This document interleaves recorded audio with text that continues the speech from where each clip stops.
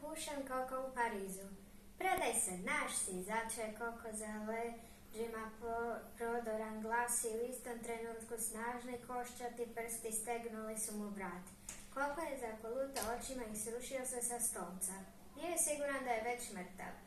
Onda je začuo poznati kreštavi smijeh i kad se usudio otvoriti oči, ugledao iznad sebe četverouglastu krupnu glavu prijatelja Zlatka koji je očito uživao u ovoj šali. Ti si se zbilja plašio, Koko, šta si mislio, a? Pitao je Zlatko ne prestajući se smijati. Vrlo duhovito, ubjeđeno odvrati Koko, ustajući spoda što je polakše mogao kako bi bar donekle sačuvao dostojanstvo. Još nisam vidio da se netko ovako uplaši. Stari moj, kako ćeš ti u Parizu?